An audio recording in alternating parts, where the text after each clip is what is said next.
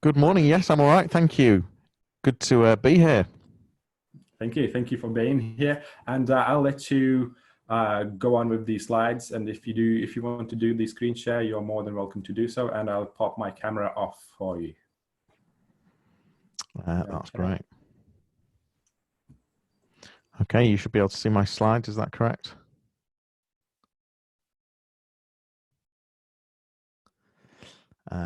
Just bear with me a second. Okay. Good morning, everyone. How are we all? So just to say, brilliant that you're using the chat. Really, really good to network, but also to talk to me as well. I noticed that a lot of you are sending messages to all panelists and not to the attendees. So where you type the message, just above that, there's a little blue bar with a drop-down arrow. If you click that, you can change it to all panelists and attendees so that your message is being seen by everyone. So probably will help your networking tenfold, if not a lot more. So good to have you all here this morning, and thanks for joining us. It will be good to get an idea of the audience a tiny bit. So whilst you're now populating lots of stuff about your business in this chat, I want to take over the chat for just a moment and just find out a bit about you. So if you've got an e-commerce site, if you sell online, if you can perform a transaction online, then let's go for an E for e-commerce. And if you're more bricks and mortar and you don't have an online transaction, then let's go for B for bricks and mortar. So could you all put an E or a B in your chat? So we've got lots of B's so far, so not many online. Oh, we've got one aiming for B. Nice. Extra centimeters between. Oh, okay. Sorry. Is that better on the microphone? Was it a bit too close? I normally need it closer. One to B and E. E and B. So we've got a bit of a good mix. I'm odd. I didn't call you odd. Joe Martin saying she's odd. Membership, so I guess E. Okay. Brilliant. All right, that gives me a bit of an idea. Who is a marketing professional? So who is their main role in marketing, or you work for a marketing agency? So if you are a marketing professional, or your main role is marketing, or you work for a marketing agency, let's go for an M for marketing. And if not, let's go for an N for not. Okay. Trying to do marketing, but learning. N with a small M. Brilliant. So sort of 80% not. My main rules is M, but not a very good N. Brilliant. Who, just a couple more questions just to get an idea. So who is doing marketing and feels that they're doing it strategically? So if you're doing any marketing and you feel that it's strategic, go for an S for sugar. If you don't feel it's strategic at all, then let's go for an N for not. So we've got some strategic people here. We've got sort of like 30%, I reckon. So I want to know what you're doing on here, and you're welcome to take over. I'm more than happy to step out instead of keeping you entertained for a couple of hours. Would like to say strategic, probably not. What are your what are your what would you say your biggest barriers to being good at marketing are? Is it time? You can just put it in the chat. Try and keep it to 1 or 2 words. So is it time? Is it you're not sure what to do? Is it not sure where to start? Is it don't have the resources? So money, lack of experience, time and knowledge. Too enthusiastic to try and do everything. Age? What? Someone's age is the problem? I don't believe that. Background, it feels like boasting. So not enough opportunities, is that right, someone's saying? Doing the day job, not working on the business. Yeah, I mean that's in a lot of cases, isn't it? We're not focused on the business itself. No dedicated resource. Okay. Yeah. I really want to make sure we get the most out of this session. I really want to make sure that you ask questions, and really feel free to ask questions. I'm happy to go off in different tangents and really help you. But what you've given me so far is very, very helpful, and it's just given me a bit of a background around who you are and what are you hoping to get out of this. What's the big thing that you're hoping to learn? I mean, we're looking at reviewing and resetting the marketing strategy due to the crisis. What's the big thing that you're hoping to get out of this? That's what I would like to know. A new marketing strategy. Okay, cool. We can do that. So the right messages in the current climate. I think that's a really key point for everyone.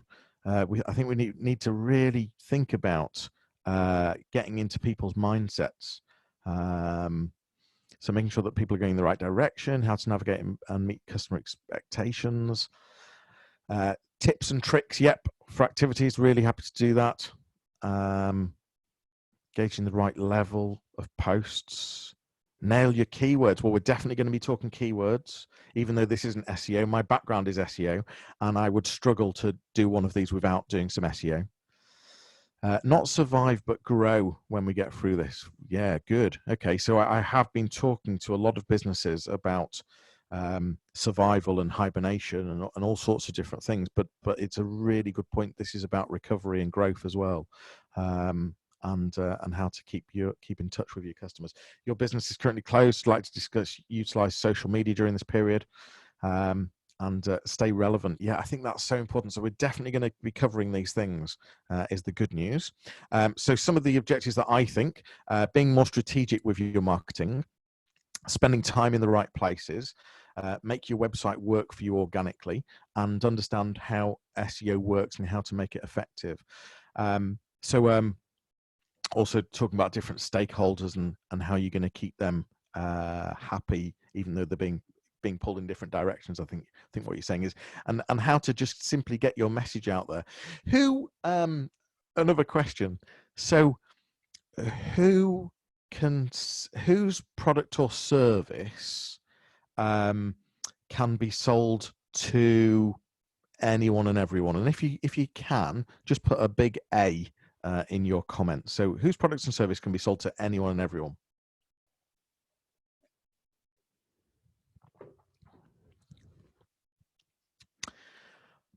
Okay, so we've got, I don't know what the numbers are there, but I'm guessing sort of like at least 50% of I'm going to go for 50%. So what I'd say to you guys is stop doing any marketing right now. Stop, because I don't believe you. And you're absolutely not being strategic. And I did sort of drop you in this a tiny bit. But I don't believe that you can sell your product to anyone and everyone. And the trouble with that is, if you have the mindset that you think you can, even though you're now challenging yourself and thinking, well, okay, maybe there's that person that can't, or there's that person. But the trouble is, if you have that mindset, telephones, everyone uses them. No, I disagree. I do disagree. So you think about, the different types of businesses. Throw the challenges at me. I'll throw it back. So there must be certain businesses that, for example, work from home, that use their home phone. Photography. There must be different types and sizes of businesses that buy different types of photography. Some might only want to spend £50 on photography. Some might want to spend 5, 10, 25 grand on photography. I'm guessing, Ant, that there's a certain area that you'd like to sell to. Do you want lots of £10 clients, or do you want lots of 5 grand clients? So, and some businesses might not want to buy any photography. The telephone guy, Stephen, you're throwing it back at me. VoIP aimed at getting all businesses to work from home or other. So I'd still throw the challenge that there's certain companies that won't need the service. There's certain companies that you won't have a best fit for. Cheryl, we want to keep in people's mind whilst we're closed. It's good to hear. Photo printing and personal gift making.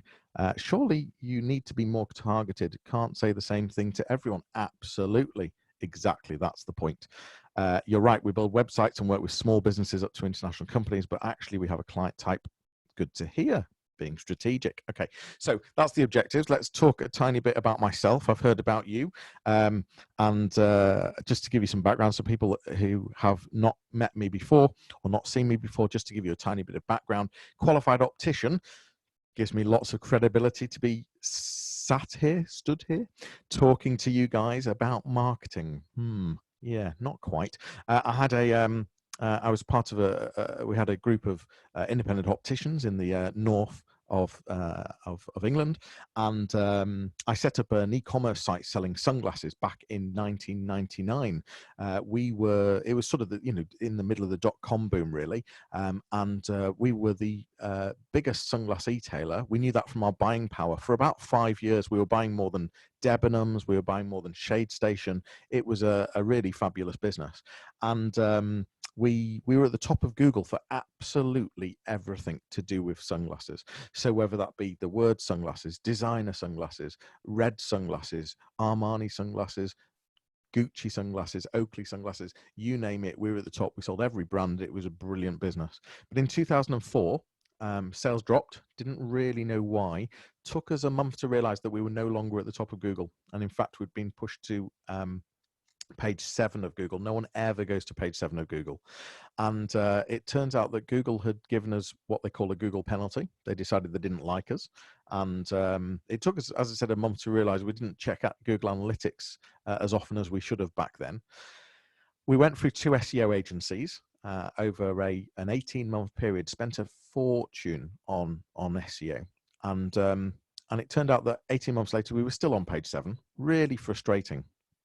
And yeah, it was really frustrating. In the end, I found a guy in New York who was on $250 an hour, but within 2 weeks, he got us back to page 1.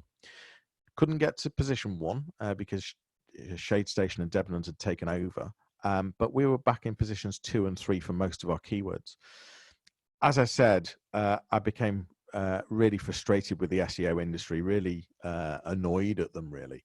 And I learned a massive amount. I became very passionate. I was a minority shareholder of the business. The senior partner didn't want to invest, etc., etc. I decided to go off and help businesses understand what all of this SEO was all about. Marketing for me is all very natural. It's very related to sales. I think I've got a sales background, and for me, it just comes very naturally to me. So a lot of it is self-taught, and if you look at things like social media, it's been around for many, many years, just in different names. So it was in news groups or forums, and as a kid, I was messing around on the internet in news groups and forums. So from a very young age, I was digitally becoming quite savvy. So that's just a bit of background about me.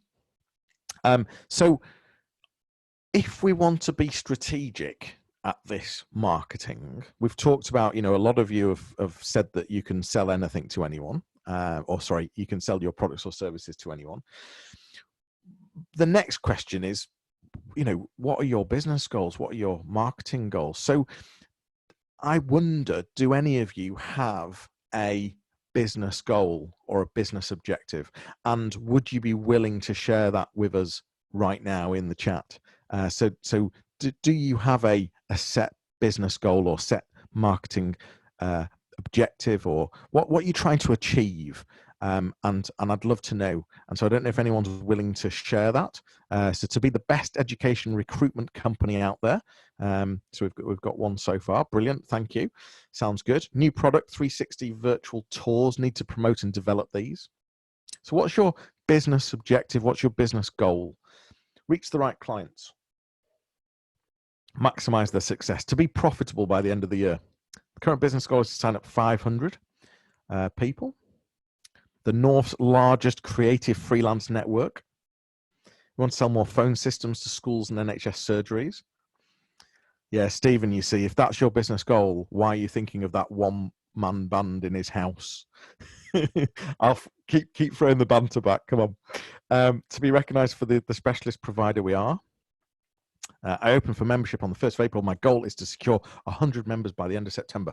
Okay, so there are some not bad business goals and objectives going on here, to provide personalized and value-based services. The I'll come back to that later, Stephen.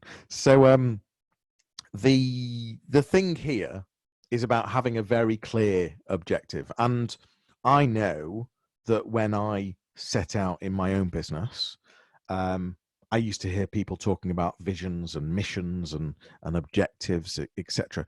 And I just sort of thought, well, I don't need this. What I don't need this. But then, having gone through the process and spent a lot of time going through the process and having something written down, I realized the importance of these things, and I realized the value of these things, and I realized that how they all integrate together. And you could spend easily a day just writing a vision and a mission, never mind anything more. And then you've got to work on the objectives as well. So I'm confident that a lot of you will have heard of SMART objectives and SMART goals. So a SMART objective or SMART goal is with the word SMART, S-M-A-R-T. So we've got specific, measurable, agreed, realistic, and timely. So what the challenge that we all have is that we need to look at how we can turn our current goal, our current objective, into something that's SMART. And for people that don't have a current objective or goal, I'd be saying to you, well, what is it you're trying to achieve? What, is it is it something that is it a financial objective or goal? So do you need to take a certain income over the next 12 months, for example? So I've brought in the number 12 there to bring in the timely part of it. Is it a certain lifestyle? So are you looking to work a set number of hours per week or per month or number of days? So that could be part of the objective or the goal. What I do like, so what I'd like to do is just go back to some of these. So if I go back, we've got okay, so the best education recruitment company out there. So my question to you would be, how are you going to define that? So I think it's a great mission or vision, but is it an objective or a goal? And I'd challenge you and say, well, okay, how can you turn that into something smart? New product, Adam's got a new product, need to promote and develop these. Well, that's more about what you need to do. But then I'd say, well, why do you need to promote and develop these? What are you trying to achieve? Rachel, reach the right clients, maximize their success and mind without compromising values of quality. Sounds like a vision or a mission. What's the actual objective here? To be profitable by the end of the year. Brilliant. Okay. So I assume there must be a number in there. You don't need to reveal that number in front of us right now, Charlotte. But the question would be, what's that number? So you don't reveal it, but write it down on your own piece of paper, not on the chat, by the end of the year. So that's a timely thing as well. So that sounds like a very good start to putting a business objective together. We've got a goal of signing up 500 people so my question would be, Alistair, would be by when? So can we add a timely thing in there? Is it realistic as well? Pavan, the North's largest creative freelance network. So is that ambitious? Is it realistic? Why would be one of the questions. Is that purely the objective? So I assume quality must be part of that as well. But what's the smart objective there? What can we put a number on it? Can we put a qualifier on it as well? More phone systems to schools and nurseries. And NHS. How many? What's the objective and over what period of time? To be recognised for the specialist provider we are. So that sounds like a so what does recognition mean? How are you going to quantify that you've been recognized as the specialist provider you are? that would be potential. And by the way, you might not have just one objective in a business. You might have 3, 4, 5, 6 objectives. It sounds like one of them for Riaz is being recognized for a specialist provider. My question to you would be, what does recognized mean? Joe opened 1st of April, secure 100 members by the end of September. Sounds smart to me. Is it realistic? And can you agree it internally? Personalized and value-based services for Rachel. Again, sounds like a very loose vision. Everyone deserves the best. So that's Stephen's banter. We want to change our direction, being showroom based to selling sofas, which we manufacture via e-commerce. So my question, Simon, would be, what would success look like, and what do you think is realistic and timely? So what do you think you can achieve over the next however long to sell online? Cheryl, improve our brand recognition and enhance sales, be recognized as a leading leisure destination. Brilliant. Sounds lovely, if not woolly, and so therefore it's that sort of great vision, values, mission type thing. But what would be the smart objective in there? To sell an app for parents, Helen, and educators that helps grow future leaders and entrepreneurs through musical storytelling. How many? What does that look like? Laura, to provide chiropractic help, advice to as many people as possible once I'm able to start back at work to have a client base. So that's great, but move away from this as many people as possible, because I'm pretty sure that there must be a maximum number of people that you can see in the current business model. Perhaps you might look at bringing in more chiropractors and therefore being able to serve more people. But the question to make this smart is, what's realistic? So over the next 6 months, 12 months, based on how many chiropractors you have, how many people can you see? And therefore we turn this into something that's a lot smarter than as many people as possible. Don't take me the wrong way, but it's so essential that we come up with something smart here. Otherwise, stop doing any marketing. It is pointless. So, Adam, money, how much, by when? My mouse has disappeared.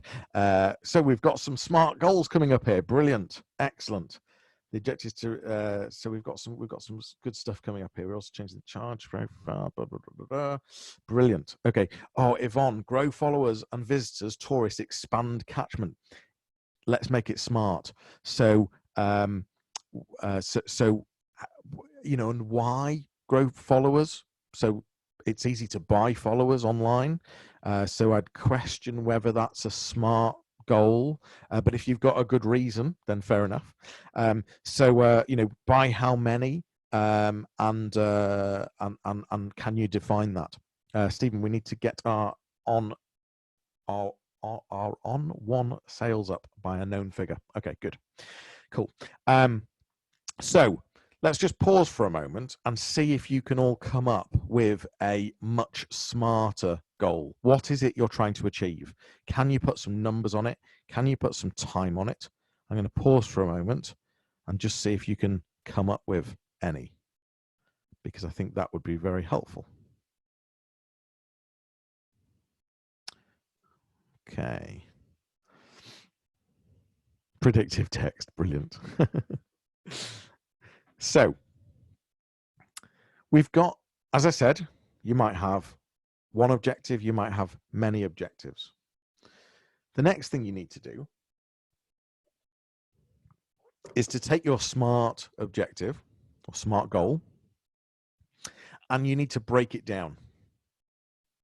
And so you've got the overriding thing. So let's take one. Let's take so let's take Joe Martin's membership on the 1st of April. Goal is to secure 100 members by the end of September. Okay. Can we break that down? So, for example, can we define a bit more about those 100 members? And can we define the different groups of members in there? So, for example, we'd like to get 20 of this type of member by X.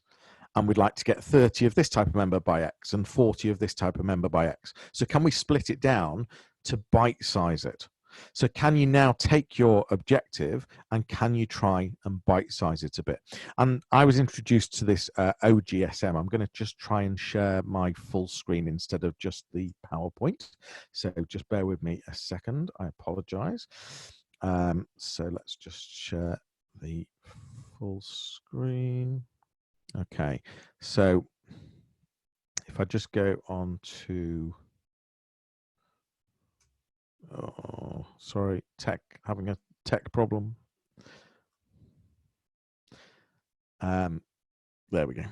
Okay, so I was introduced to this method, which is objectives, goal, strategy, measures, OGSM. So the idea is that you'd put something in the objective, so you've got your overriding objectives. That was 100 members within 6 months, for example. I'll just make this a lot bigger so that you can all see. So we've got our overriding objective, and let's just make this easier to read.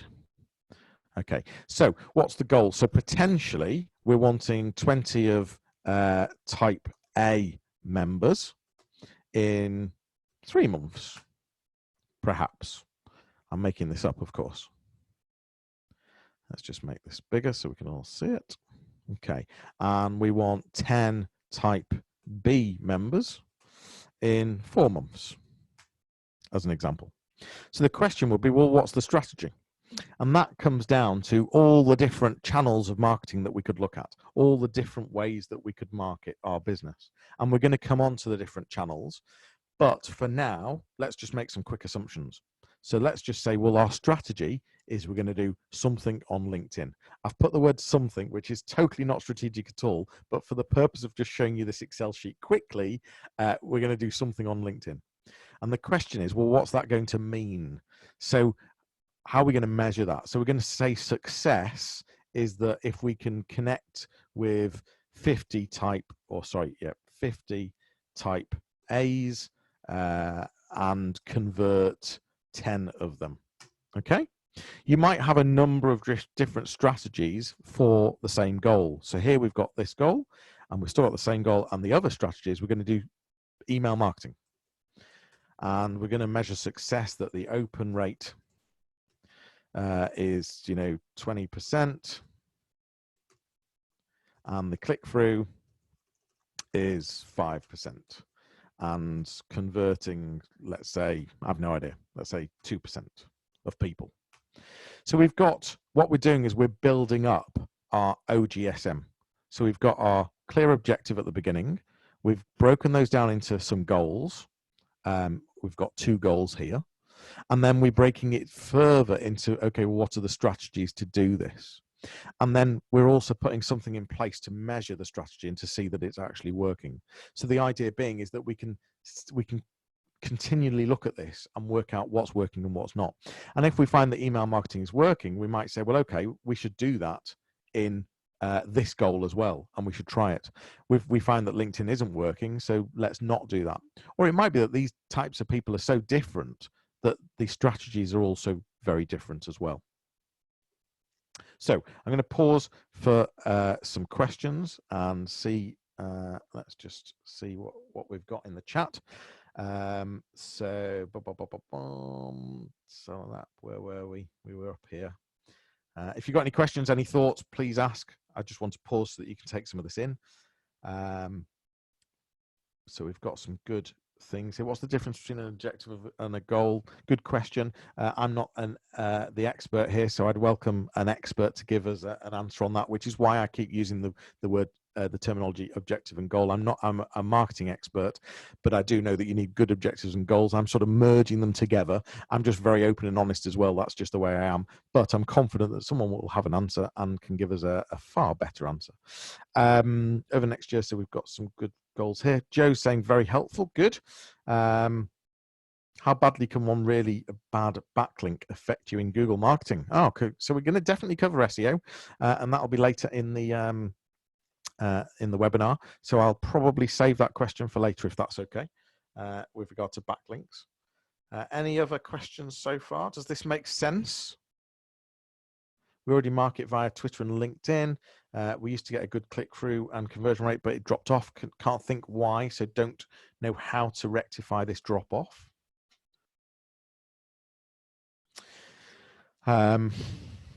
Okay, perhaps ask yourself that same question towards the end of this webinar and see if we've managed to answer that. A lot of our agencies are furloughed, so it's difficult to reach people on email, which would normally be part of our new business strategy. So yeah, I mean, we're in a crisis, aren't we? And I get that, but this is about what can you be doing during this crisis. Let's cover that actually, because it's some of the questions that we've already had asked.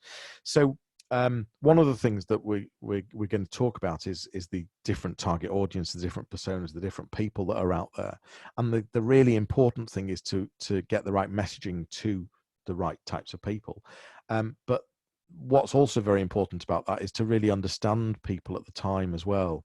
So if you don't think it's right to be going off trying to sell something to someone in this difficult time, and that can be taken the wrong way, then it probably is the wrong thing to do. So it's about getting the messaging right and showing that you, if anything, just understand them. That's the key thing. Really understanding who it is you're trying to talk to. And if you're trying to talk to everyone, then it's impossible to try and talk in the right language because everyone is different. So what you have to do is try and group people, and we're going to come on to that. But I don't think I've fully answered Pavan's question here, which is what you're saying is you can't email during this current crisis. What you can do is you can first of all work out what you can do after the crisis and have these things in place. The question is, what can you do during the crisis? Well, my advice to you would be, if you feel it's right to be making contact with these people, would be to try and find other ways of communicating with them. So whether that be through, if you have phone numbers, whether it be through finding them on LinkedIn. I think there's lots of different methods. Now, whether it's right or not depends on exactly what you're wanting to communicate and the type of conversation you're looking to have. But what I'd probably say is just to look at using different methods of different channels during this crisis. So Peter, Jonny, when would you do this? Would you do this alongside other business? So I'm not sure about which bit we're talking about. So is this the setting the strategy of the ODSM? Peter, I might just need some clarification on that. Tracy, we had set goals before Corona, but our offering has changed. Don't know how to proceed. Okay, so take a step back, have a think about, you've got the current time during the crisis. So what is there anything you can achieve during the crisis? What are the things that you could be doing? What are the things do you have products or services that you could sell, or is it all about in a way keeping relationships with existing clients? Because we always forget about existing clients. So important. We've got someone's microphone on. Feel free to turn it on if you want to ask a question, but if it's just background noise, it would be great if you could turn it off, if that's all right. Yeah, you've got existing clients. It's so important to think about existing clients. They are the real important part of anyone's business, and they often get overlooked. And my advice for existing clients is to pick up the phone to them. Don't just send them an email. Right now, pick up the phone, ask them how they are, ask them what's going on for them in their lives. Don't get into products and services, just have a conversation with them. So that would be just one little tip. But other stuff that you could be doing right now would be thinking about, how can you just build your own brand? How can you show caring and compassion? How can you be in front of people and the right people as well? So yes, you absolutely need to redress your goals and what you're trying to achieve, and thinking about the current climate. So there'll be certain things that you need to achieve in the next few months whilst we're in this crisis, but then there'll be certain things that you need to achieve post crisis, and it's about, I guess it's about splitting those things up. Riaz, goals are what you're aiming for. Objectives are the steps you will take to reach your goals. Thank you very, very much indeed. That is very helpful. And in fact, sorry, yeah, the OGSM, sorry, sorry, with regard to the OGSM, actually, it was clear that for me, the goals, you break down the objectives. So I've got it slightly the other way around. Anyway, there's a nice debate, isn't it? So we've got Alan, goal, long-term objectives, shorter-term measures. So again, I've got them the other way around. Interesting. This was from a book that I read many years ago. But there we go. We offer online teaching roles, so can reach a huge audience at the moment. This is ideal time, so we need to really leverage this. So sounds good.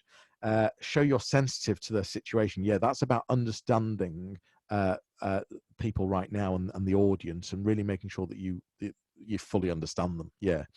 So Peter is asking, when should you do this, setting smart objectives whilst you're still running the business? Well, Peter, the answer is if you're the answer is to try to stop and pause, because if you don't have the objectives in place, then one would argue that you're not strategically running the business.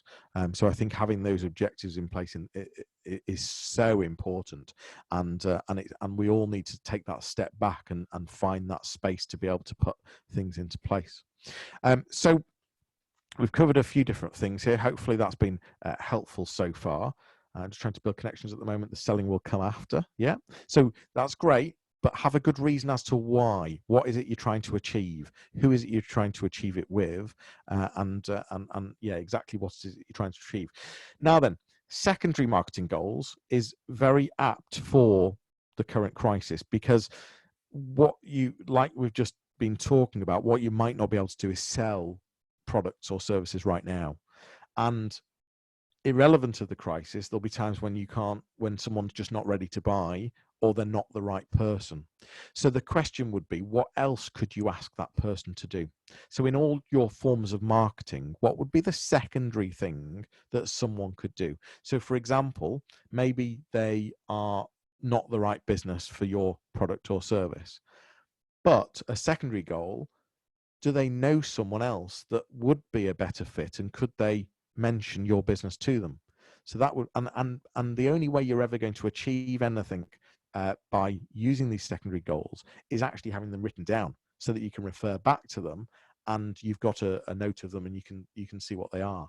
Because depending on what channels you're using and depending on how you're putting content across, you can include these secondary goals within your content. So other secondary goals might be that as you've already said, you might not be able to sell something right now, but could they connect with you? Could they sign up to something? Could they start watching some kind of video? Could they sign up to a coffee? Could they sign up to a webinar? Could they? How are you going to build your list? How are you going to build your contact list? And as I said, please don't forget about existing clients as well. And what are the things that they could do? Could they recommend you? Could they give you testimonials, case studies, all the secondary stuff that they could be doing? So obviously the first thing probably is buying more, buying a bigger service from you, or spending more money or more product. But actually, what else could they do? Could they be giving you reviews? Could they be giving you testimonials, case studies? So it's so important to think of what the secondary marketing goals here. And if I'm not getting this across, by the way, the way to really be strategic is to have this written down in all the things we've talked about. So going right back to the objectives and the goals that you're trying to achieve, having them smart, having them written down, and then having some secondary ones written down as well. Alistair, my industry has moved to allow live virtual teaching, but by sticking to the same pricing, it comes across as taking advantage and not so far being well received by clients. So, you know, that's about, price is a really interesting one. I'm going to cover price shortly, actually. It's probably about having conversation. I mean, the real proper answer to that question is, if you feel it's the right price and you can justify it, then I wouldn't worry. If you feel that you're taking the P, then your price is too high. So, but you certainly shouldn't be the cheapest. And I'm definitely going to cover price in a minute. You'll be pleased to know. So if you did some kind of marketing qualification, which I'm guessing some of you have, because some of you put that you're marketeers already, you'll have learned about the 7 Ps of marketing. We've got 4 on this page, and I'm going to cover the next 3 on the next page. So we've got, these are the principles of marketing. And having these in mind when you do any marketing or thinking about them early on is really important. So we've all got products and services, and I've already challenged some of you on whether those products and services are for everyone, and whether they're not. So the first question, if you're ever going to do any marketing whatsoever, is have you got the right product or service? Is it what people want? Is it what they're expecting to get? Does it fit what the consumer or the business want? And a lot of that could be around research. So if you've got a new product or a new service, it's around, well, have you asked people? Have you spoken to people and asked them what they think? And I don't just mean friends and family, because friends and family will always tell you that it's great. But it's about really going out and finding people that you think would buy it, and really just trying to get some really helpful thoughts from them. So it might sound obvious, but the product or service has to be right in the first place. The second one is place, so location. So we may all have this. In fact, I'm going to ask the question. So let's just think about this for a minute. So people said that they can sell anything to anyone, or sell lots of things to lots of different people. So just tell me in the chat box, are you looking at international sales, nationwide sales, or local sales? So L for local, N for nationwide, G for global. If we just pop it in the chat box for me. So local N is L, G for global, N for nationwide. So we've got a good mix of probably 50-50 local and nationwide. Local, we like to get to people in 60 minutes. So lots of local. We had a couple of globals higher up. Nationwide, does that include Lancashire? Global. Okay, brilliant. All right. So let me just take you back to place for a minute. So I'm not suggesting to take away the thoughts of global or national. All I'm suggesting here is to think about the power of local. So just because you focus on local doesn't mean you're going to lose out on international or national. And in some cases, it's a lot easier and a lot quicker to develop sales in the local area. So just as an example, and I know this crisis is a slightly different take on my example that I'm about to give you, but it's just really important to think this through. So we have cats. We've got 3 cats at home, and when we go on holiday, which we don't anymore, of course, but hopefully one day we might, we have a cat sitter that comes to the house, and she set up the particular person I'm talking about had only just set up her business.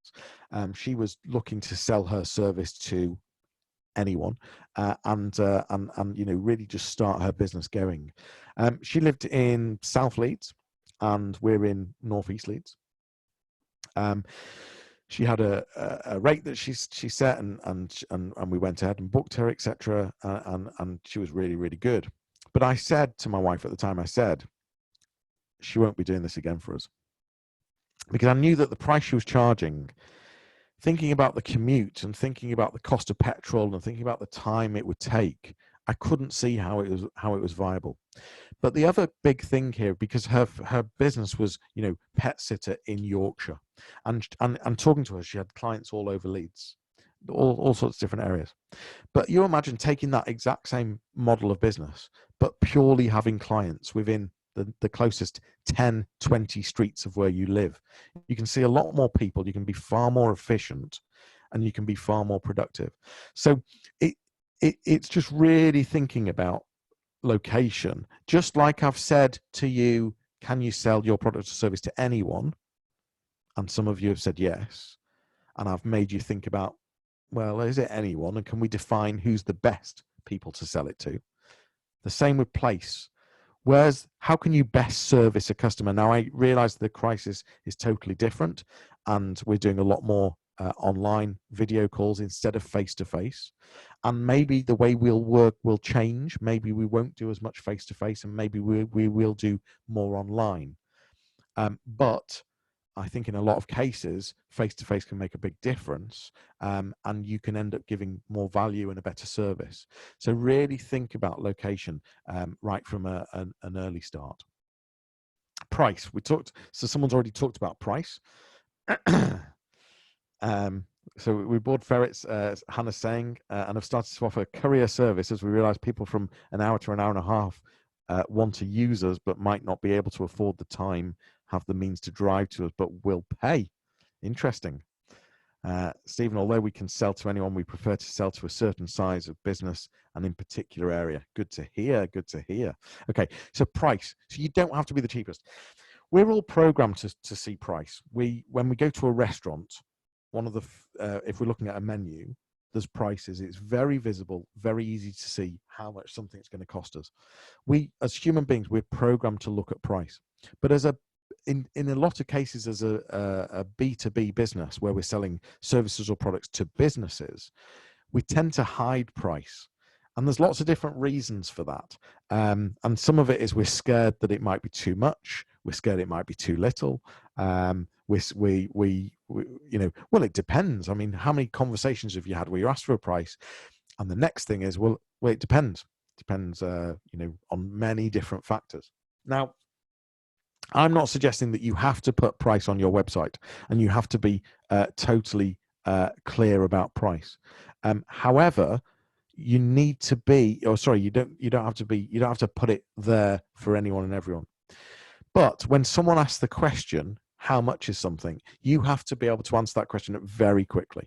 And a lot of this comes back to what are your objectives and what is what are you trying to achieve. So I was inferring to Stephen's phone lines that it sounds like it would be far better selling 50 lines than one line. So selling 50 lines to a business than one line to a small business.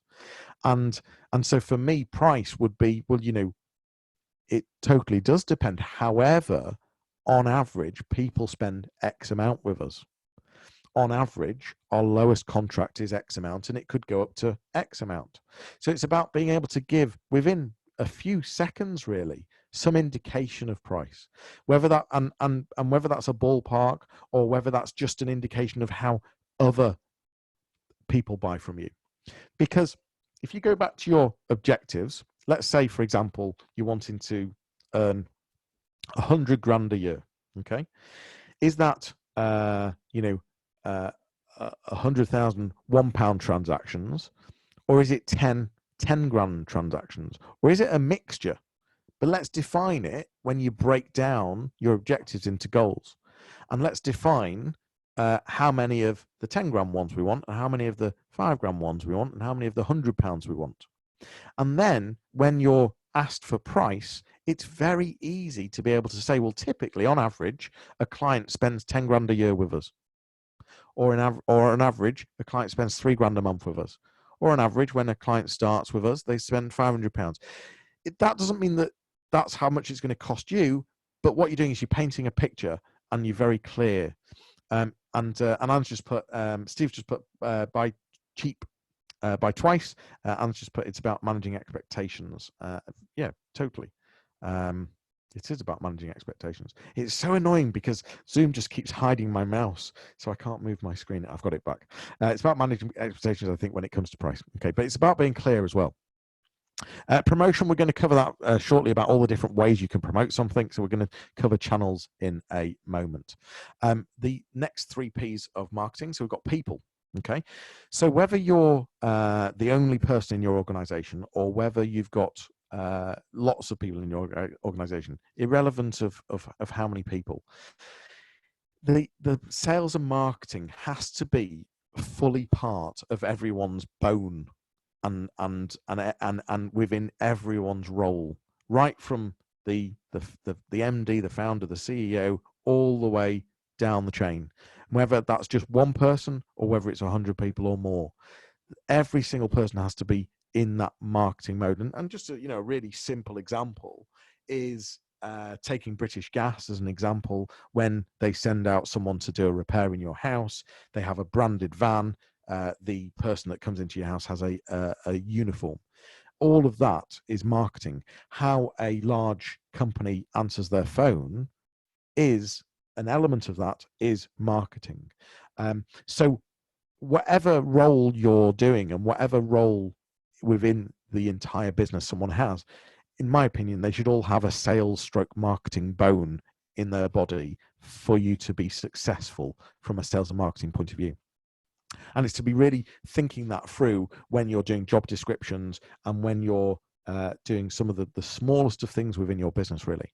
Which leads on to processes. Now, I read a book, I don't know if E-Myth Revisited by Michael Gerber. E-Myth Revisited. I'll put it in the chat. E-Myth Revisited. I can't spell Michael Gerber, I don't think. Gerber. Maybe like that. Yeah. And it's a fascinating book. It's brilliant for...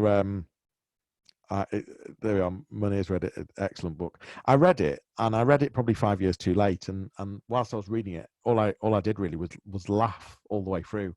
And I thought, yeah, okay, I made that mistake.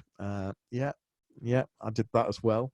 For me, there's lots of different takeaways people have from that book, but for me, one of the biggest takeaways was processes. Some of the smallest of things, smallest of details can make huge differences. And it's about understanding what works and making sure that you implement those in everything you do. So whether that be how you invoice, whether that be how you onboard a new customer, whether it be how you end a relationship, whether it be how you provide a product or service, it's so important to have a document of these processes and to make sure that you use the same process every time. So if, for example, you think it's if you've measured that it's good to remember someone's birthday, you need to make sure that you always remember everyone's birthday. Joy just finished it last week. Brilliant, excellent. Helen, oops, got it. Not sure what that means. So processes, really important, and it's about understanding what processes you can put in place that can delight people as well. So those are the sort of things to think about. And then physical evidence. How are you going to create trust? So when someone makes a purchase, whatever the product or service is, there's a few things that come into consideration. So there's the finance. Can they afford it? There's the sales aspects of how's it being sold, but the big thing that comes into place is, do they trust you? So people, whether it be a business or a consumer, they're buying from people are buying from people. It's no longer B2B, business to business, or B2C, business to consumer. It's very much around P2P, people to people. Because typically, in most cases, you're buying from a person. Unless you're buying from a big brand, you're buying from a person. And the question is, do you trust that person? So what's the physical evidence you have that's going to help me trust to buy whatever your product or service is? And we're definitely going to cover that a bit later on in the webinar. Rory's just suggested another book, How to Price Your Platypus. Sounds good, thank you. If you've got other book recommendations, throw them in there. Love the idea of P2P. It's something we stand by. Good to hear. So let's talk about the different types of marketing, the different channels. There's loads of different types of marketing. I just want to use this slide as a way for you to think about the different types and to consider some of the types that you may not have thought about, and how they sort of interlink with each other as well, really. So you've got advertising, which is paid for marketing, where you're buying an advert. PR's the best form of marketing. I think it was Bill Gates who said, if you've got £1 left or $1 left, what would you do? He said he would spend it on PR. And I entirely agree. So good plug for any PR agencies out there. I do agree. And what you'll find is that in a lot of these channels and different types of marketing, PR forms some of the underlying things of it, and what PR does is it brings that element of trust, because it's basically other people saying something good about your business, and that should be introduced into as many forms of your messaging as possible. Sales promotions, that's discounts. So perhaps now is a discount time during a crisis to be able to offer things at a cheaper price. It might not be at all, but it's something to consider. it might be to consider different times of year for different sales promotions. Social media, I guess that's your go-to in a lot of places. So Twitter, LinkedIn, Instagram, etc., etc. We'll cover some of that. Email marketing. Again, I'm guessing some of you have tried email marketing.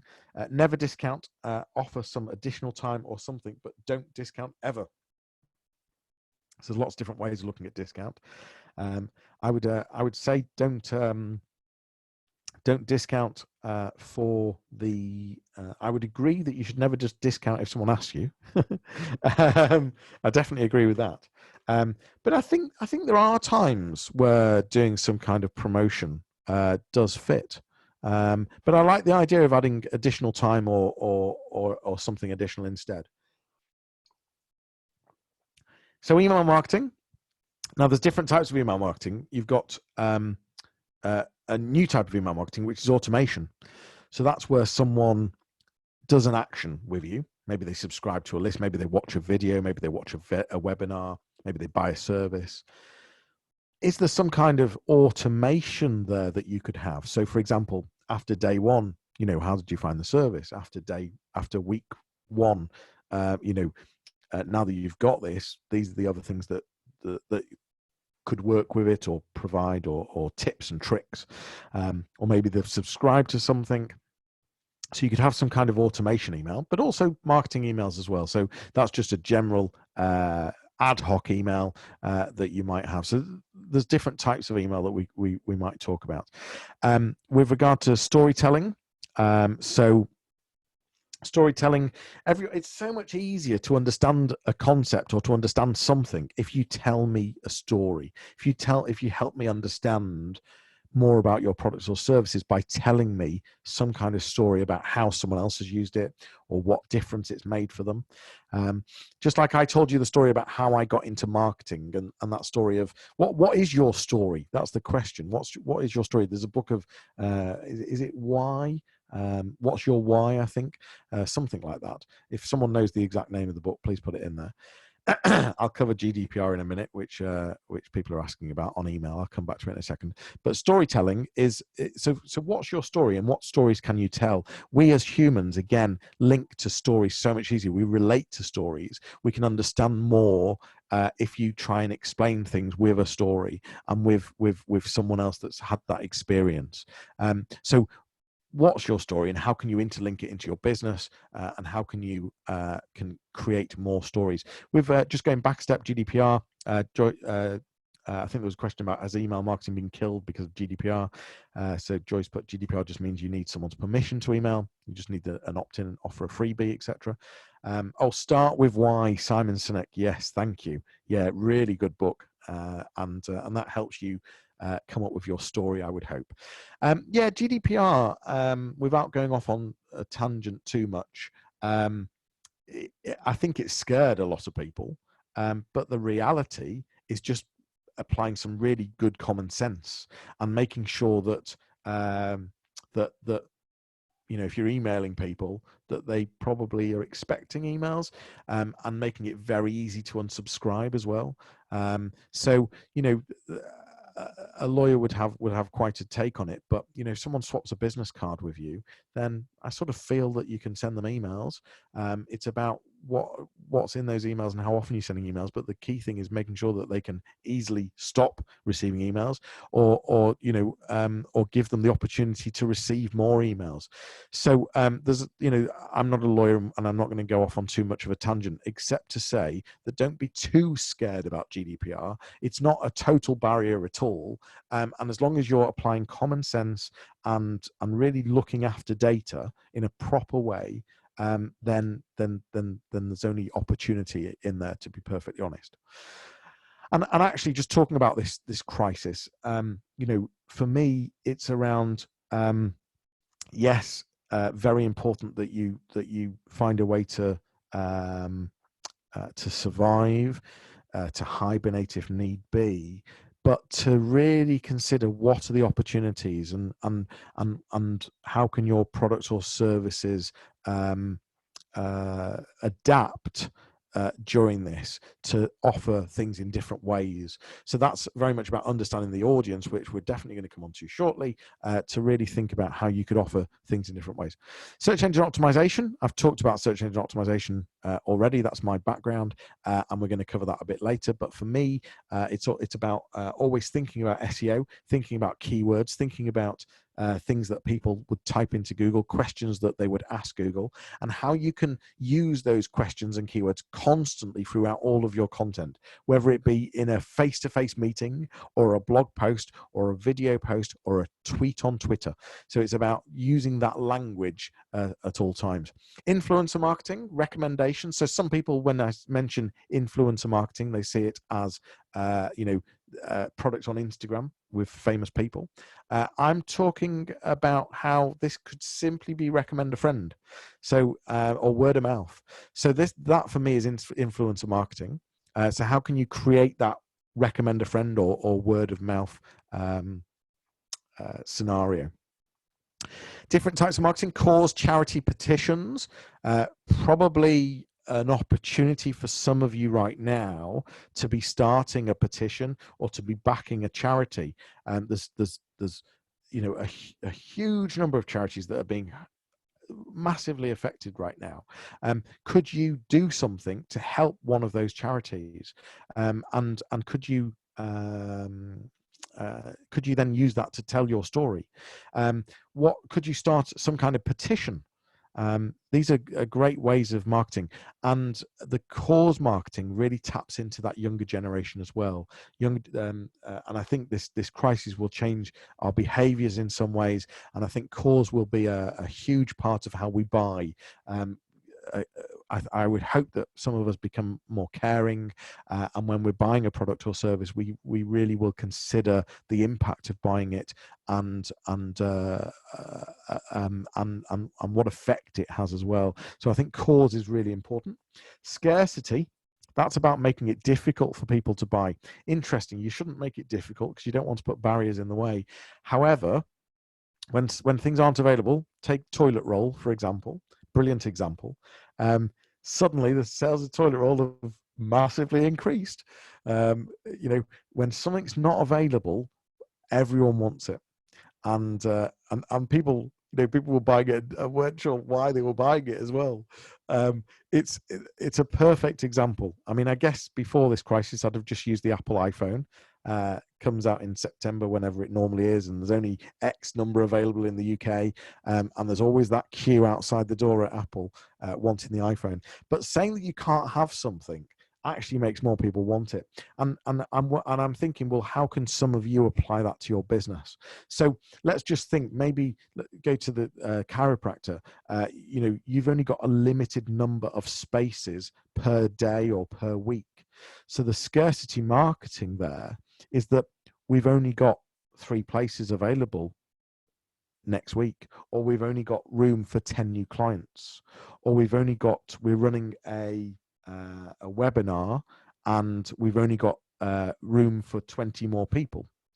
Maybe you go up to 100 on Zoom, for example, and actually scarcity marketing is quite easy to do.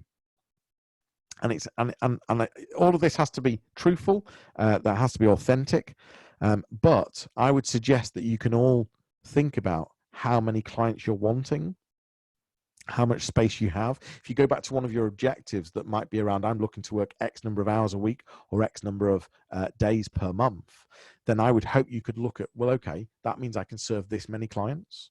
And so the conversation isn't, we've got space for new clients. The conversation is, we have 3 more spaces left, or we have 10 more spaces left, whatever it might be.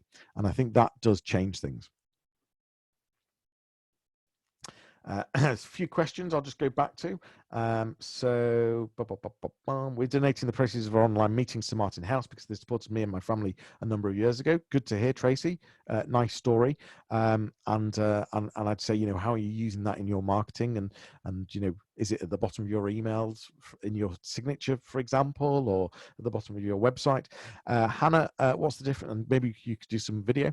Hannah, what's the difference between PR and sales promotion, please? So sales promotion is, I was referring to discounts or additional added value. So that's where you've got maybe an offer, whereas PR is around someone else saying, you're great at doing whatever you do because of X. So PR is where you've got natural content on other people's websites or in newspapers, magazines, saying they're great because they've won an award or they've done this or they're supporting this charity. Whereas sales promotion is all about offers or discounts, etc. Cool, you get it. Good. Seasonal marketing. So that's about just thinking of the different times of year and thinking about whether you can do some kind of the crisis has thrown this all up in the air a bit, but back to school campaign, Christmas campaign, etc. But the seasons aren't going to disappear. When all of this is over, there will still be seasons, and thinking about how you can use the seasons to do different things. Direct mail. There's a good opportunity for direct mail because far less of us receive post nowadays, and the obvious thing to when we're doing a marketing campaign is to think social media or email because we just think it's cheaper, which it can be. But it depends on the numbers and the time, etc. Whereas a direct marketing mail campaign can be actually quite effective because, as I said, there's far less junk mail. Now, I know during the crisis we're not in our offices. A lot of us aren't in our offices, so direct mail is going to get lost. But I just want to give you a really good example, and Hannah's just given one there. I send out thank you cards at the end of every year to clients. Brilliant. And you know what? How to take that step up, how to take it a step up if you don't, Hannah, already. But for others out there, handwrite them. Actually, I'm guessing you do because it's a thank you card. But handwritten letters or handwritten cards to existing clients can make a huge difference. And I just want to give you a handmade too. Brilliant. Okay. So I just want to give you an example of a direct mail campaign. So this was one of my clients. He knew that he wanted to speak to HR professionals, HR directors, in fact, of particular size organizations. He offers training. And what he did was he did a direct mail campaign where he targeted 20 HR directors. He got their details off LinkedIn. He knew exactly the type of business he was looking for, type of organization, the location that they were based in. He then found the HR directors' names and he sent them, for all intents and purposes, what looked like a birthday card. It was actually a postcard in a birthday card envelope, and it was a handwritten, it was a coloured envelope. It looks like a birthday card.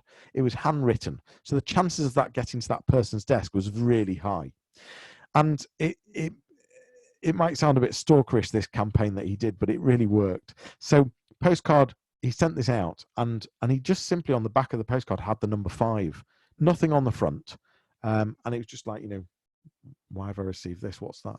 The next day, he sent another postcard in a different coloured envelope, and it had the number 4.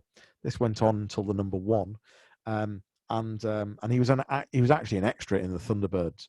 So fair play to him. He was using that whole 5, 4, 3, 2, 1. But on the number 1, it was first of all.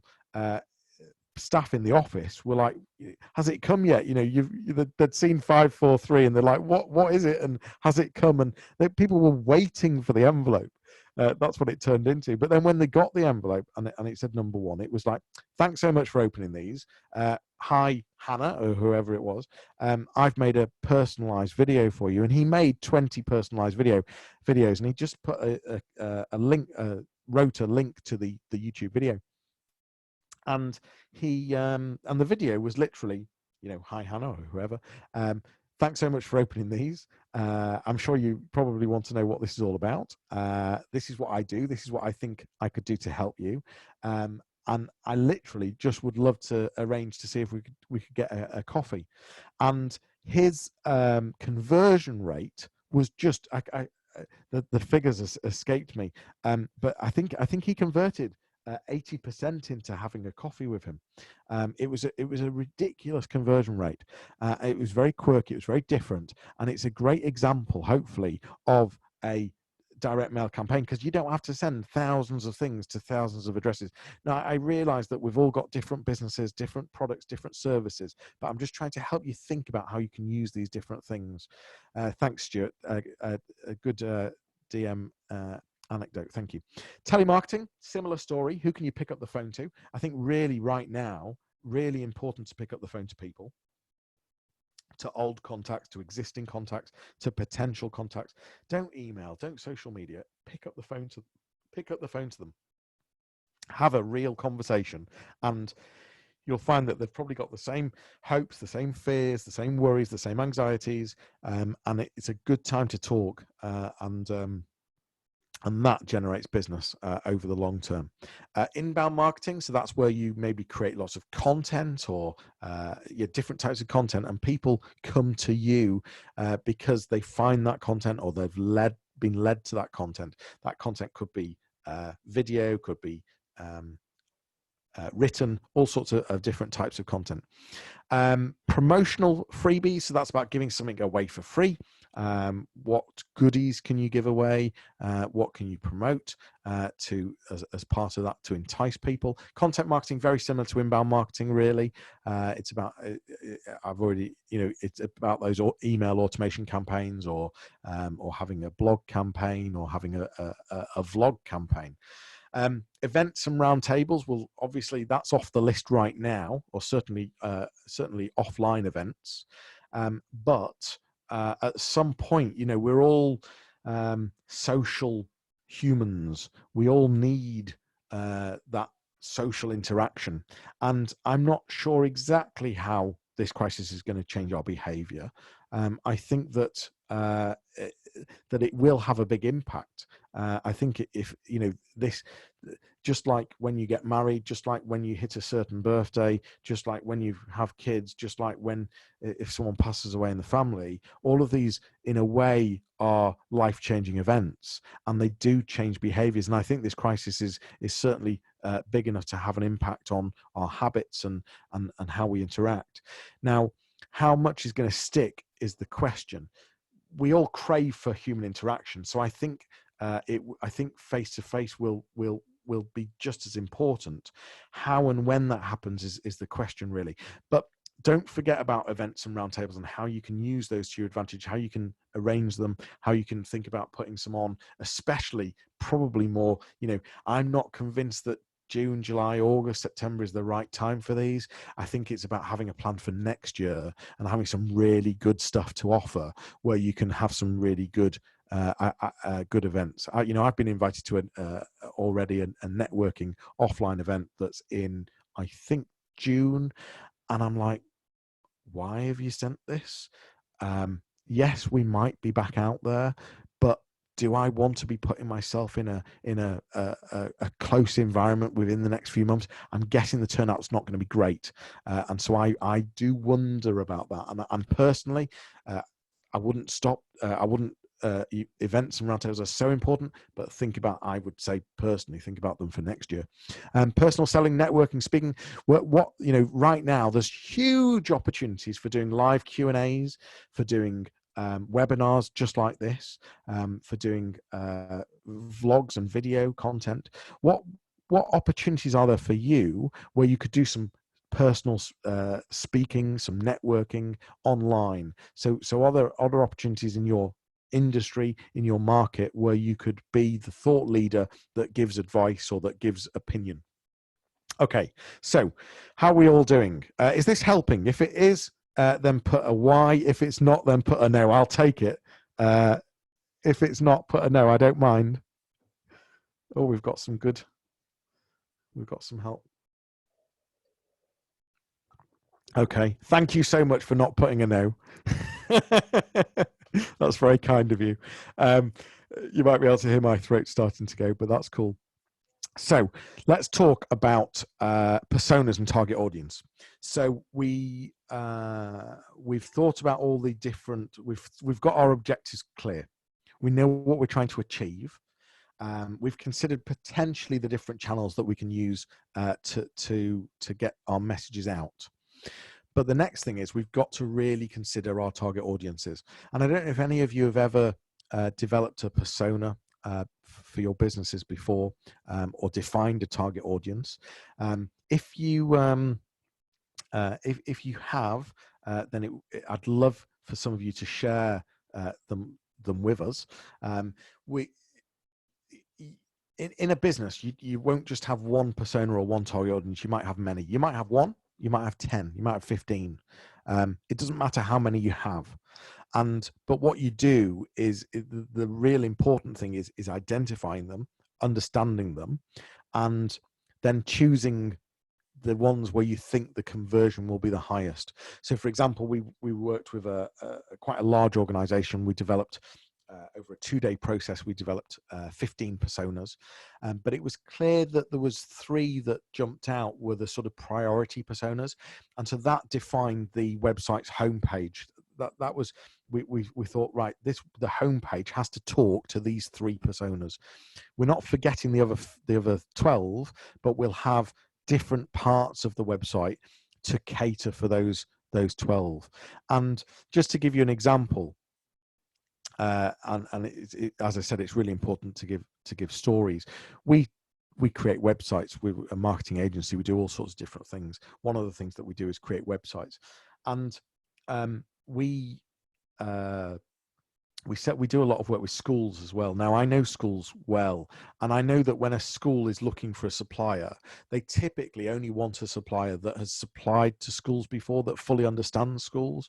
So if I just went out there and said, we sell websites, and that was our proposition, that was our messaging, we sell really good websites, blah de blah de blah, compared to we sell school websites that are Ofsted friendly, that increase parent engagement, that really demonstrate how we are knitted into the local community.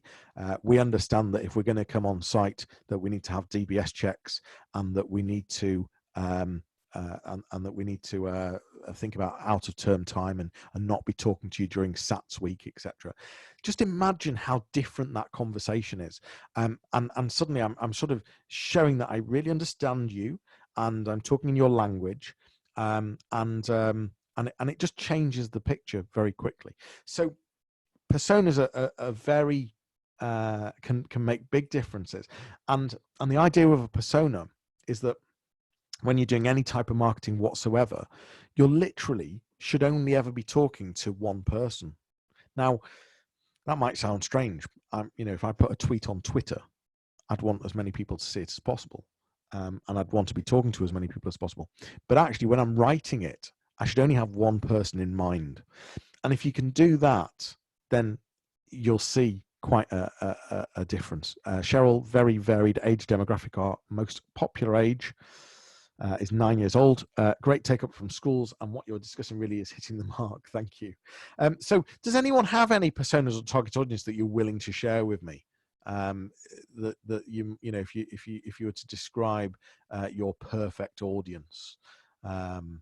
So lots of stuff coming in. So I give my persona a name, so that's Joy. What have we got? I give my persona a name, and it's after a song, so that when I don't want to do marketing, I play the song and it gets me a bit more enthused. Nice idea. Simon Robinson's target audience over 50s and inherited money from who want to make over their homes. Nice money is school teachers, anyone looking to work from home. Pavan is advertising agencies and production companies looking for creative freelancers. Okay. So just like the objectives and goals that we discussed right at the beginning, I want to challenge you all on your personas, and some of you may have done this work already. So we've got Kevin, professional and semi-professional football clubs. Laura, ideal client to move away from a pain clinic to a posture stroke wellness clinic. Noriko, parents with small children. Peter, schools who want to communicate with their students during holidays. Alistair, I have different personas, from Jim being a project manager, undergoing transformation, to Jenny, a director of delivery services. Brilliant. Lovely. So you've got a name for them and you're describing them. Michael, the white van man, tradespeople, new startups. Okay. I want to develop this a bit further for you. So within a persona or target audience. You might want to ask me the difference between just like objectives and goals. I'm merging these together again. So there's different ways of thinking about it. There's from a company point of view, but don't forget we're talking to people. So we're also going to describe the person as well. But there might be certain organizations that you work better with. So I realize that some of you are selling to consumers, so that this part of it won't be fully relevant. But if you're a business or an organization selling to companies, to other businesses or organizations, the first thing to do is try and define that organization. So could you define it on the size of the organization? Could you define it on the number of staff they've got? Could you define it on the turnover? So, in an ideal world, we only want to be working with businesses that are turning over, £1 million a year, that have a profit of, 200 grand, whatever it might be. Can you define it? We're looking to work with companies that have got between 5 and 50 staff, or in fact actually our product is far better if there's 2,000 staff, or actually our product or service is far better when there's only 3 staff. Because depending on the size of the staff depends on the departments that the different organizations will have. So whether they've got an IT department, a HR department, all of these things can make differences to whether your products or services are right for that business. So how can we describe the company? Number of staff, the turnover, the profit, what sector or industry. So again, all those people that put A's right at the beginning, saying that we can sell to anyone, I'd challenge you and I'd say, that's great, but where do you have the best stories? Where do you have the best case studies? Where do you have the best knowledge? Where do you have the best passion? Where do you think there's opportunities? In what sectors or industries? And even if you have to Google a list of sectors in the UK or a list of industries in the UK, Google it and pick some out of it. Don't go for anyone and everyone, because it doesn't work. By going for some of these, it doesn't limit you either. All it does is it increases the conversion rate. It makes you more strategic. It reduces your time and it increases conversion rate. Location, we talked about location earlier on. Which location would the company be in? Let's define it. What are their values? I assume that you'd rather work with businesses that have similar values to you. Businesses that have particular values would like to buy from other businesses that have particular values too. So how can you align values, and can you define the type of business that you're wanting to work for? What departments will they have? So that's just some of the ways that you could define. And I know that companies isn't relevant to all of you, but I'm guessing it's relevant to probably 80% of you. So I'm going to pause for a second here, and I'm going to let you just try and define a company, an ideal company that you'd like to be selling products or services to. So an ideal company that you're trying to sell products or services to. Can you define them? Can you say the sort of number of staff that you're looking that ideally they'd have, or the turnover or the profit? Can you name an industry or sector? What's their location?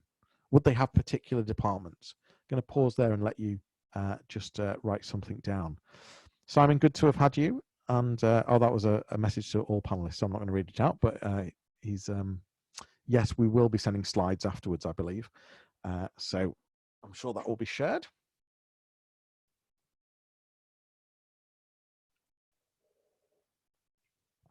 So just try and define your persona for a company and how that looks.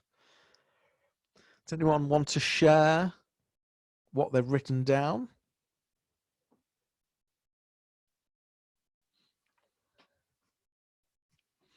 An accredited international school could be anywhere looking to use external recruiters to hire their teaching staff. No, that's fine. And if it is anywhere, that's okay. I would argue or challenge you to say, well, okay, if you're looking global, that's a huge marketing budget you're going to need. So what locations have you got experience with?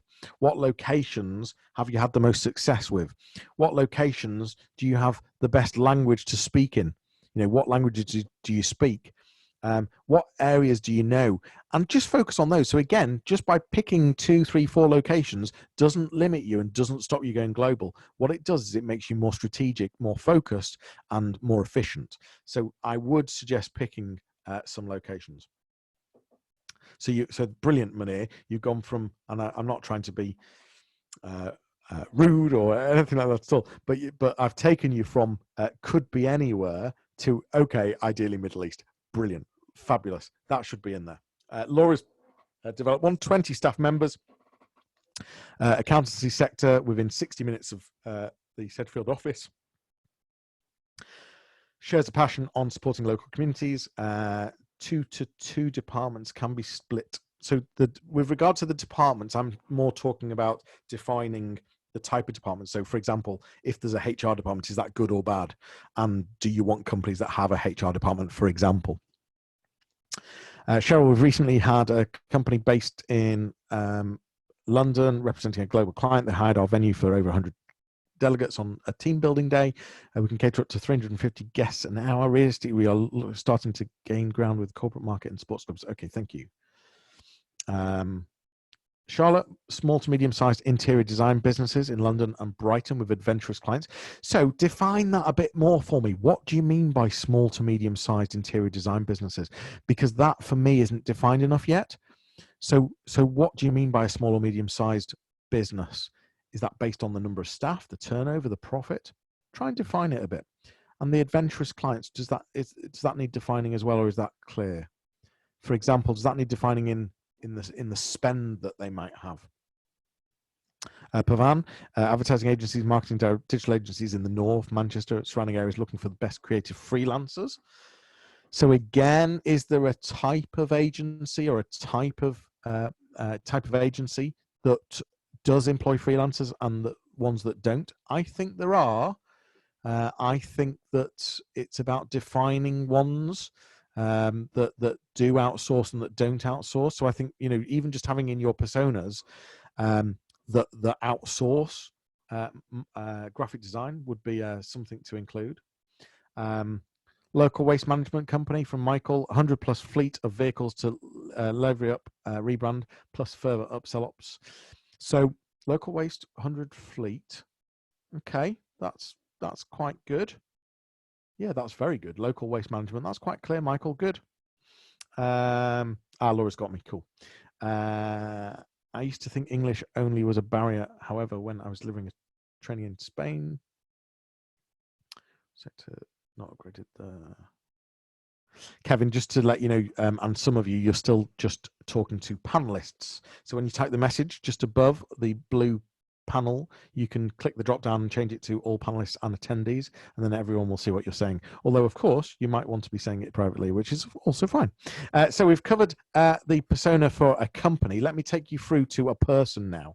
So this now brings in everyone else that's just selling to consumer, but irrelevant of what your product or service is now.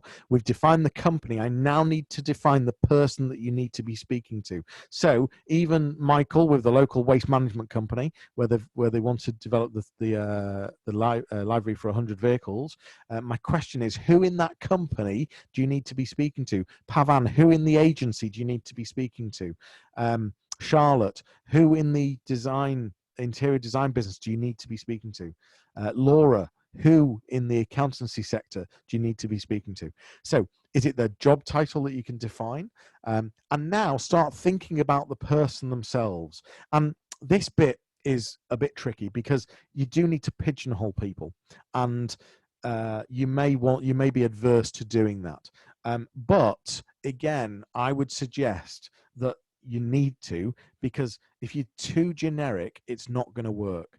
And what you could do is a bit of research. So once you've defined the type of company and the type of person, maybe do some research, look at some of the data you've got already. So from existing clients, can you get an idea of maybe their rough age, their gender, their location, their education? Can you get a rough idea? Or could you do some research and maybe do this on LinkedIn?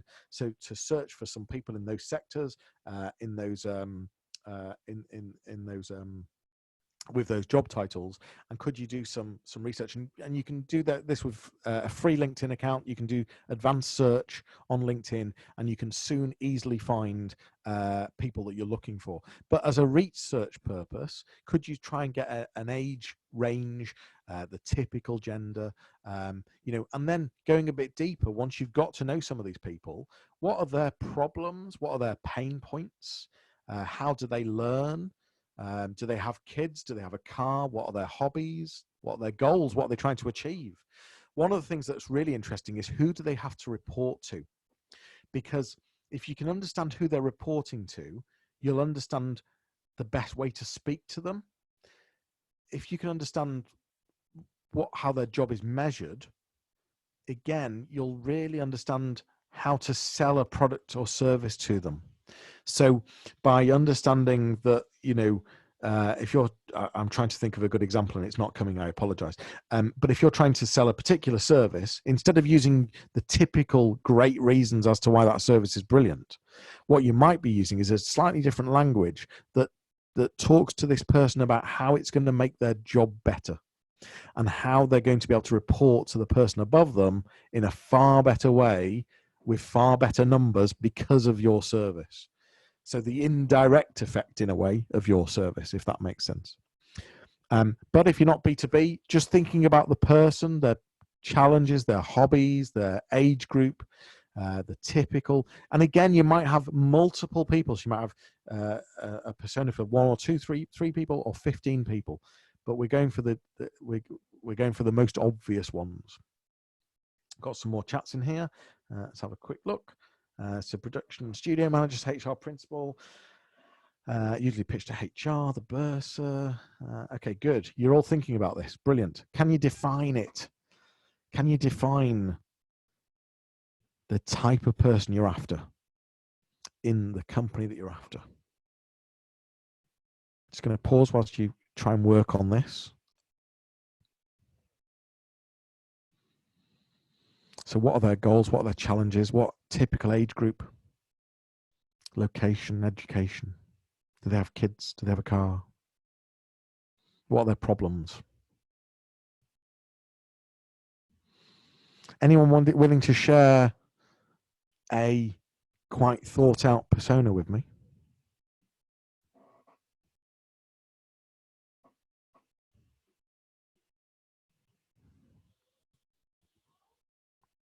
Still writing, aren't you?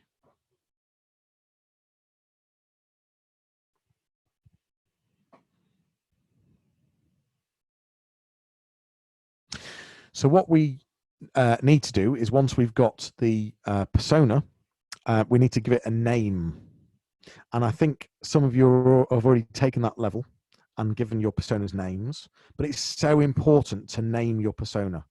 So, you know, maybe it's a HR director in a 50+ agency, and we're going to name her Maggie. So we've got Maggie, the HR director.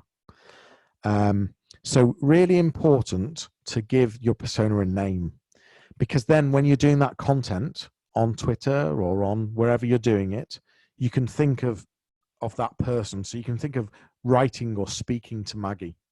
That's so important. So you'd have a number of personas, but then they would each have a name, and you'll decide that, you know, today when I'm doing an email campaign, I'm going to be talking to Toms, or I'm going to be talking to, you know, whoever I am talking to. Laura, people who want to stay healthy, someone who looks after themselves, yoga, Pilates, interested in good posture. So try and define them a bit, though.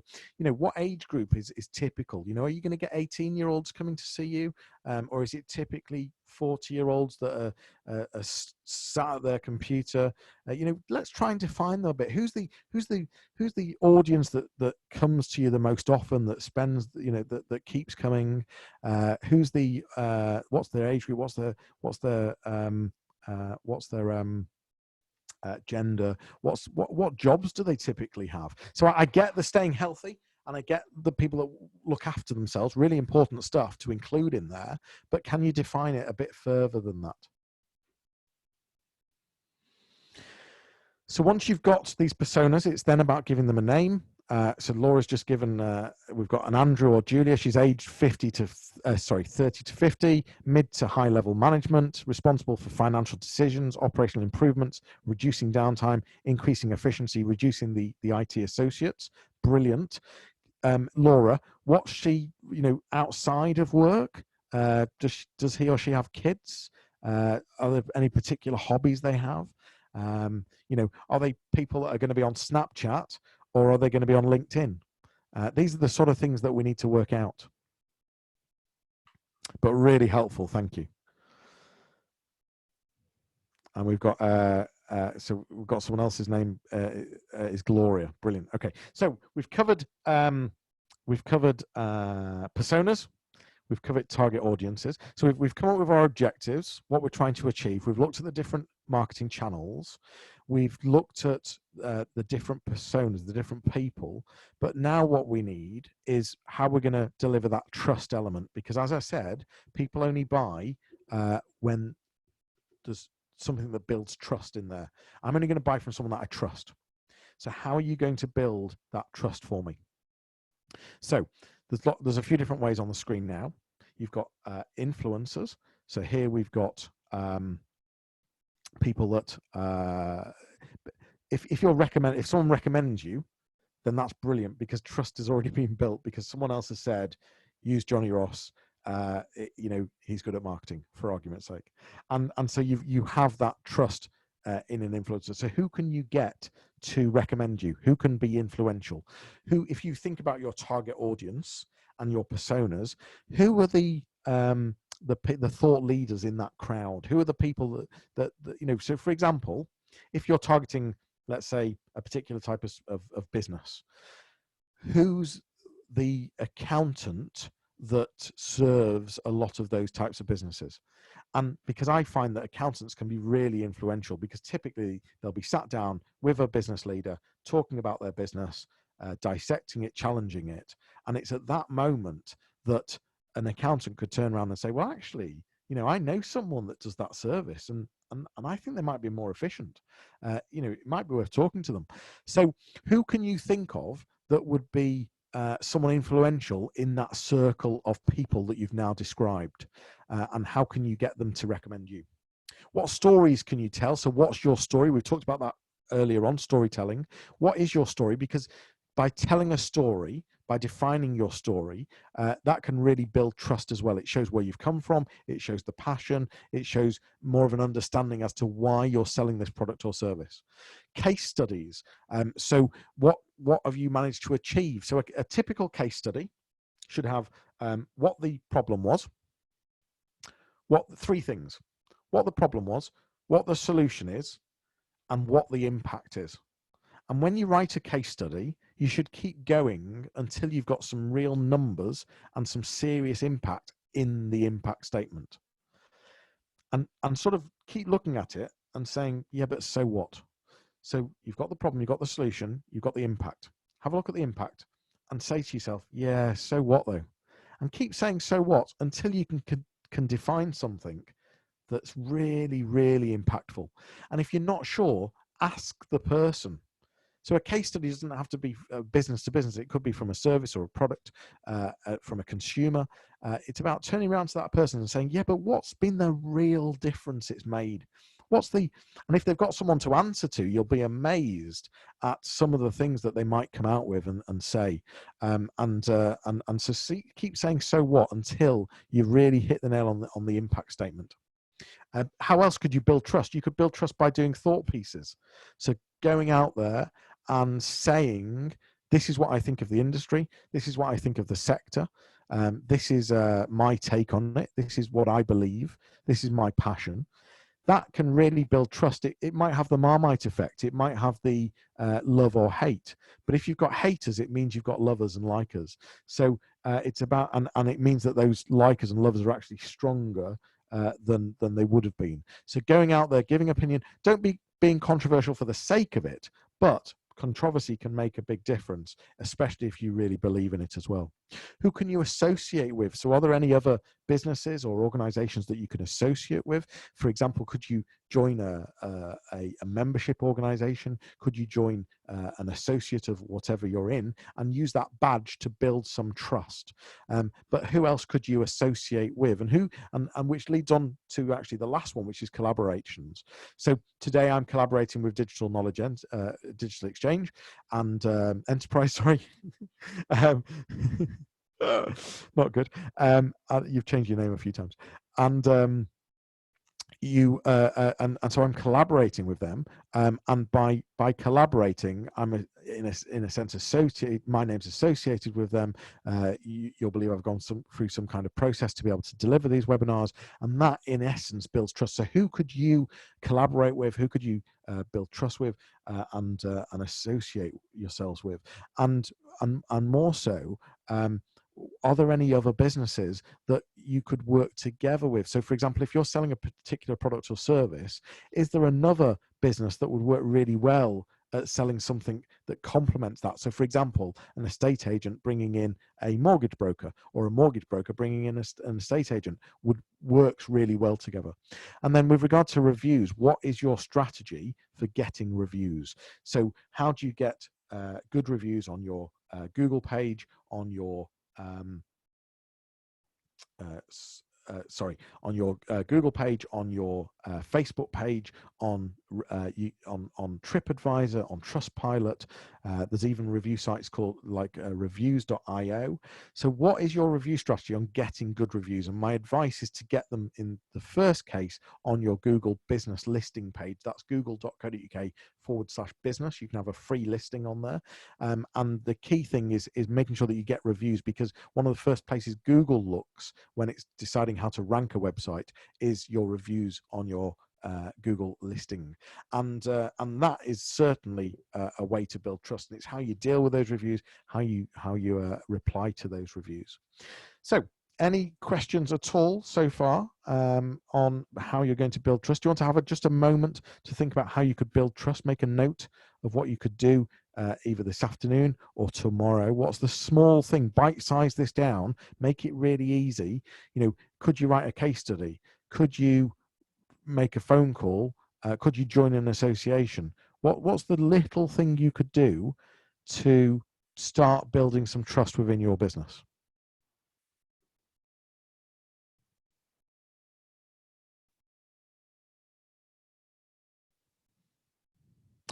Google have stopped the review system during the crisis. I apologize. You're absolutely right.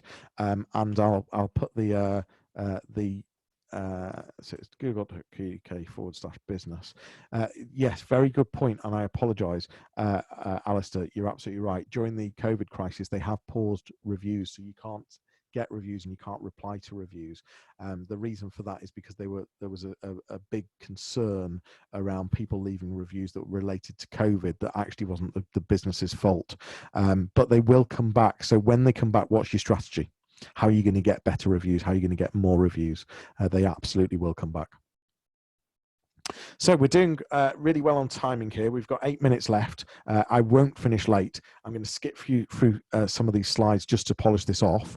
For me, I can't do a webinar without talking about SEO. SEO is the live, the living blood of any marketing I do, and oh, Helen's asking how we can collaborate in this group. I've got an idea for that in a moment, so I'll talk about that, and I'm sure DK, you might have some answers as well. So from an SEO point of view, search engine optimization, just going to run through these slides. This is being recorded, so pause me later, get a copy of the slides.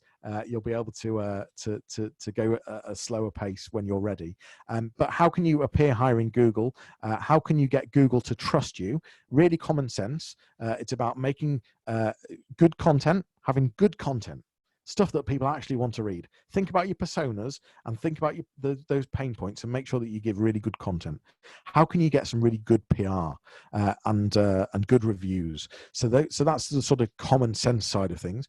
On the technical side of things, it's about making sure that your website's been built correctly and soundly, and that's an important part that Google looks at. So does it work on a mobile device? Is it fast? Is it easy to use, etc., etc.?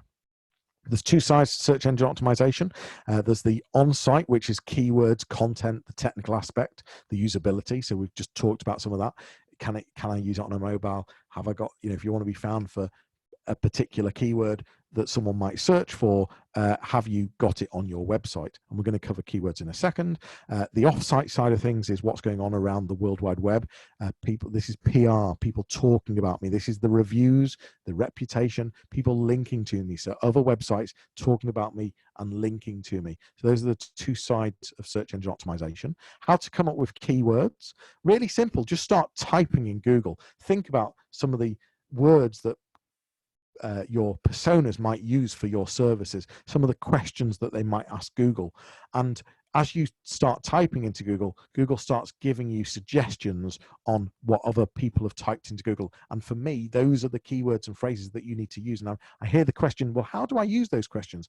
Those keywords and questions. Well, the answer is in all the content that you deliver. So whether that be written or verbal, just use the keywords in a natural, organic way. Don't stuff them in the content, but just, if you're going to talk about a particular service or product, integrate some of this language into it. Off-site side of things, you can, again, pause this slide and come back to it, but a huge list of ideas on how to get people talking about you, linking to you, and creating resourceful content where people want to come to your site or want to link to you. So a great example, calculator halfway down on the right hand side. I work with a solicitors. They created a divorce calculator. A lot of people want to know the cost of divorce. They created a calculator, and what they found, they created this years ago, and what they found is many professionals over the years have signposted people to their website because there's a really good simple calculator on there. And that was a great bit of what we call link bait, where people want to link to something because there's a brilliant thing there. So that's a whole host of ideas of places to share content. Someone's just put here, we had lots of success with Answer the Public. You must have seen this slide coming along. Here's a list of places where you can come up with more keywords and more questions that people are typing in. As I said, that one of the things to use is Google typing in a question. If you type in a question, you'll find that Google will show you lots of other questions that are related to it. Those would be the questions that I would be using in my content. So we've only got 4 minutes left. I wanted to give a bit of time to relax, to ask any questions that you might have. There's lots of ways that I, Jonny Ross, can help. My business is Fleek Marketing. We do all of the list of things here. I've just got one key message for today, and I've not spent any time on it really because that wouldn't be fair. But I just want to take just 1 minute of your time now. We've set up a Facebook group, Coronavirus Yorkshire Business Support Group. The idea of this support group is to help businesses that are struggling, that have the same hopes and fears, and want some advice, whether it be how to furlough, all sorts of different things. I've put a message in the comments box there, but it's a group of people exactly like yourself, all trying to get advice and help, and we've got some real good independent advice in there, and hopefully that gives you a way to be able to collaborate afterwards and to talk. I was also going to suggest to potentially share your LinkedIn profiles in the chat. Before you all suddenly start populating it, make sure you've taken a grab of that Facebook link that I've sent. But that would be a good way. You could put your LinkedIn profiles in there and you could all click through afterwards and say, great meeting you on this webinar. If you're looking for me afterwards, then these are my details on Twitter at Jonny Ross, no HJONNYROSS, and LinkedIn. I've really enjoyed this. Although my voice is not agreeing with me, but thank you so much for the participation that you've all taken. It's made a huge difference having you talking back and giving thoughts and questions. There's a whole range of workshops coming in. I'm guessing that you guys co-hosting want to talk at the end. There's a whole list of webinars that are on the website coming up over the next couple of months. It's an amazing program that's been put together, loads of great content. But yeah, thank you so much for joining me, and I really hope that it's helped. If it's helped, then just put some Y's so that I can see and feel good after this. Great. And if it's not, put a no. I'll challenge myself and look in the mirror and see what else I can do. I am wondering if there's a co-host wanting to talk. Maybe not. I can keep talking if you want. I've got another 2 minutes. If anyone has any questions to ask. Oh, here we go. Yes, thank you for that. Thank you for the presentation, and obviously we do hope that all of you gain very, very valuable information from this one. And just before all of you go off, I just want to let you know, guys, that our next webinar is taking place tomorrow at the same time, 10 a.m. and it will be on understanding your customer experience better to win more business online. So that is a very, very key presentation as well, delivered by Heather Robinson. So you can book this even today on our website, and a booking link will be sent to all of you after this presentation is off. What else? All the details, all of our contact details will be provided in the email, in the follow-up email as well. And we will be sending a short survey to all of you. So if you could all complete that, that would be very grateful from us. And we also need that feedback so we can improve our webinars for the future. So, I mean, thank you all for joining us today. If you've got any more questions, we can go through them as well, because we've got a good maybe half an hour or so for the Q&A session. But if not, then thank you all for joining us today, and we hope to see you soon in the future.